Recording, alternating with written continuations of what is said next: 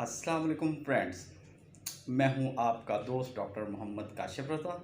मैं आपको वेलकम करता हूं अपने यूट्यूब चैनल जनरल पार पर। अगर अभी तक आपने मेरा चैनल सब्सक्राइब नहीं किया तो प्लीज़ मेरा चैनल सब्सक्राइब करें और मेरी वीडियोस को लाइक और शेयर करें। फार्मर्स, आज की जो वीडियो है वो बड़ी अहम होने वाली है। वो है जर्मन शेफर्ड डॉग की फीड के हवाले से। अगर आपने अपने घर में जर्मन शेफर्ड डॉग रखा हुआ है तो ये वीडियो बड़ी अहम होने वाली है आपके लिए। जैसा कि आप जानते हैं कि जो जर्मन शेफर्ड डॉग है वो बेसिकली एक हार्ड डॉग, इसे एज अ हार्ड डॉग रखा जाता है और ये बेसिकली एक कार्निवोर एनिमल है और ये फुली ओमनीवोर नहीं है, इवॉल्व हो रहा है अभी।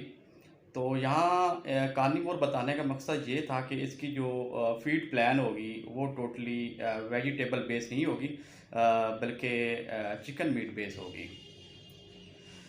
इसकी खुराक प्रोटीन और फैट बेस पर मुश्तमिल होनी चाहिए, जो कि इसकी हेल्थ, स्किन और मसल को स्ट्रेंथन करे और इसको बीमारियों से बचाए।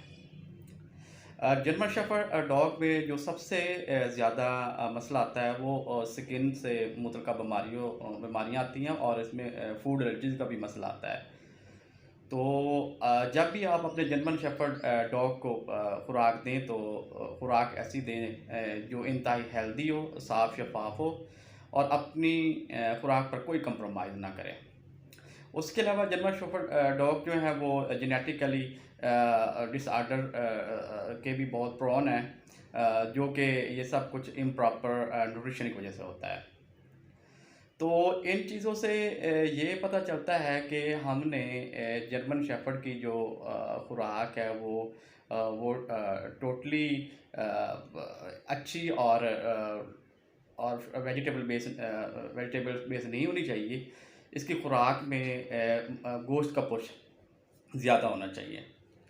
हमारी जो टॉप प्रायोरिटीज़ हैं जर्मन शेफर्ड डॉग में, वो ये हैं कि इसकी जो खुराक है वो नेचुरल होनी चाहिए और प्रोटीन और फैट बेस्ड होनी चाहिए, जो कि ईज़िली डाइजेस्टिबल हो, उसमें ओमेगा फैटी एसिड्स हों और हमेशा याद रखिए कि इसकी खुराक के साथ कंप्रोमाइज़ कभी ना करें। और जर्मन शेफर्ड डॉग की खुराक में हमेशा कैल्शियम और फास्फोरस का जो प्रोपोर्शन है वो हमेशा एक बराबर मिक़दार में रखें। और हमेशा एक मेरी बात याद रखें कि पप्पी डॉग फीड के हवाले से कभी कोई भी कंप्रोमाइज़ ना करें और हमेशा अच्छी क्वालिटी वाली डॉग फीड जो है वो अपने डॉग के लिए सेलेक्ट करें।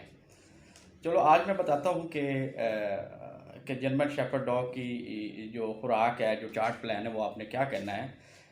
जब आपका डॉग 0 से 20 दिन का हो, मतलब पैदा हो और उसके 20 दिन उम्र तक जो है ना, उसकी एक तो उसको अपनी माँ के साथ रहने दें और उसकी माँ का दूध ही उसे दें।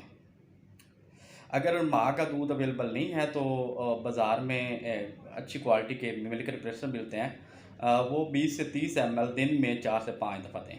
और हमेशा यहाँ मैं एक बात बताता चलूँ कि आपने यहाँ पर इसके अलावा पप्पी को कोई चीज़ नहीं खिलानी।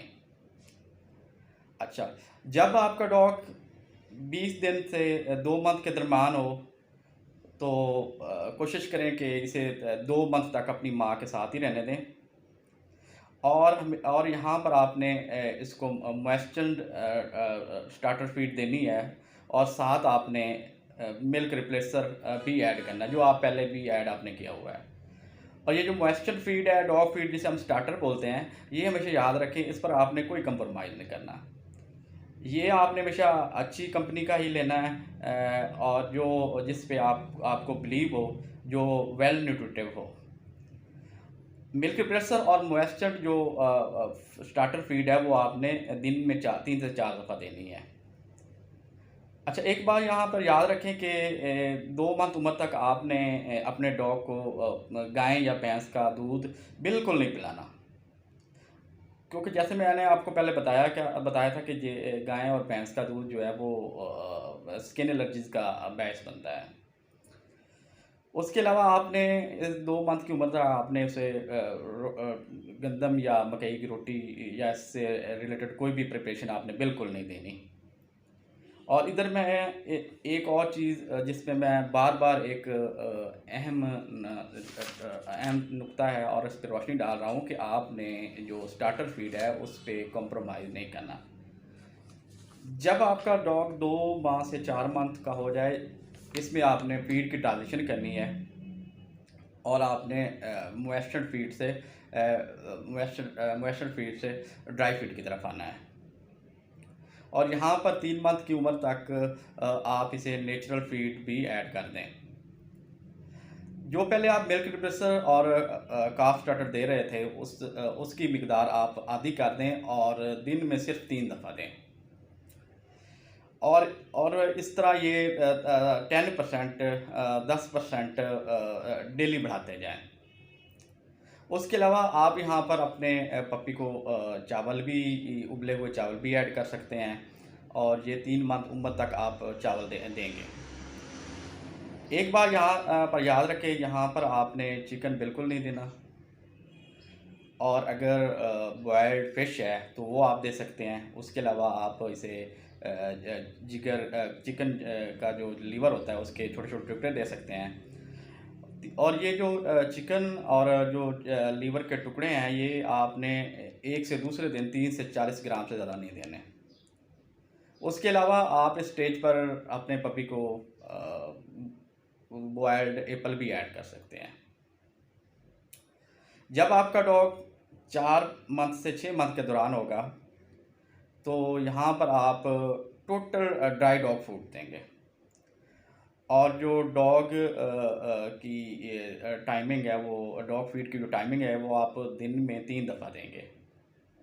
और यहाँ पर आप डॉग फीड के साथ साथ आप खिचड़ी भी ऐड कर सकते हैं और इसके अलावा आप इसे 50 ग्राम चिकन लीवर या आप इसे इसमें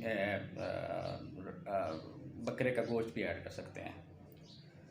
जो आप बकरे का गोश्त या मीट देंगे वो आप 100 से 200 ग्राम तक दे सकते हैं और ये एक से दूसरे दिन देना, ये बात हमेशा याद रखी जाए। ओवर फीडिंग बिल्कुल नहीं करानी। ओवर फीडिंग जो है वो स्किन एलर्जीज़ और फूड एलर्जीज़ का बायस बनती है। इसके अलावा आप इधर मछली का तेल, साल्मन ऑयल्स भी 5 ml डेली दे सकते हैं। अगर आप एक उबला हुआ अंडा देना चाहें तो उबला अंडा भी दे सकते हैं रोज़ाना की बुनियाद पर। कोई एक टाइमिंग आप कर लें, उस टाइमिंग पर आप इसे एक उबला हुआ अंडा दें। लेकिन ये बात याद है कि गर्मियों में आपने उबला अंडा इसे नहीं देना, इससे उसे डाइजेस्टिव ट्रैक्ट का इन्फेक्शन बन सकता है।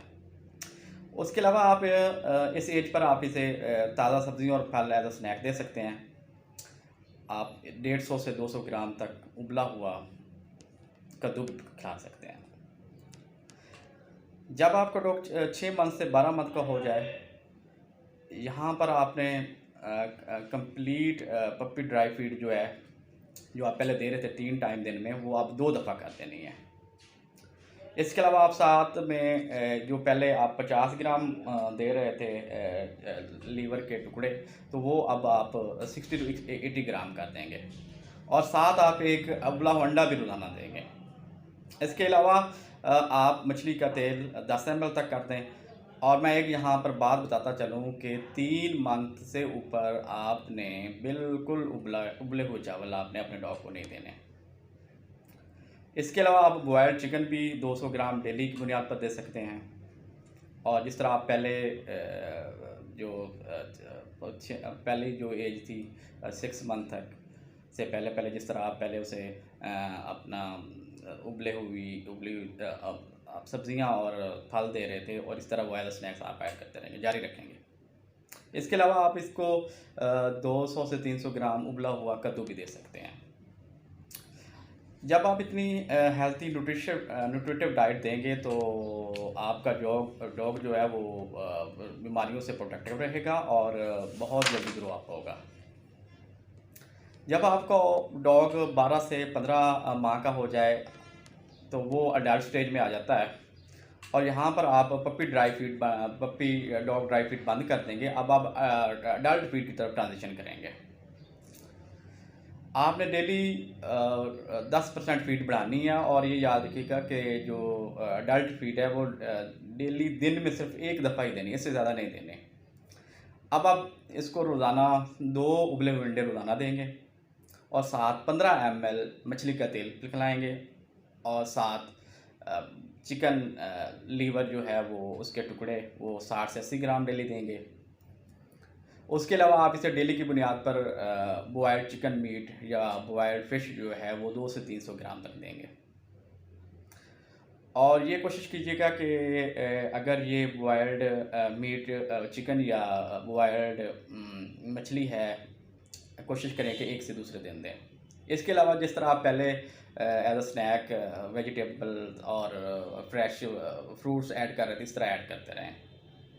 और ये यहाँ पर एक बात बताता चलूँ कि आपने अब बिल्कुल उबले हुए चावल बिल्कुल नहीं देने। जब आपका डॉग बिल्कुल अडल्ट एज 15 मंथ से ऊपर जाए हो जाए, बिल्कुल अडल्ट हो जाए, तो आपने अडल्ट डॉग फीड जो है वो दिन में सिर्फ एक दफ़ा कर देनी है, और उसे एक उबला हुआ अंडा जो है वो टुकड़ों की शक्ल में देना है, और साथ 15 ml मछली का तेल जिस तरह आप पहले भी देते हैं वो साथ ऐड करते रहें। और इसके अलावा जो बॉयल्ड मीट है, चिकन है, जिस तरह आप पहले दे रहे थे 200 से 300 ग्राम, वो इसी तरह आपने एक से दूसरे दिन अपने डॉग को खिलाना है। साथ आप फ्रेश वेजिटेबल्स और स्नैक्स वो भी ऐड करते रहेंगे, वो एज आ स्नैक्स ऐड होंगी। इसके अलावा आप इसे पम्पकिन जो आपको पहले मैं बताया वो भी आप साथ जारी रखें।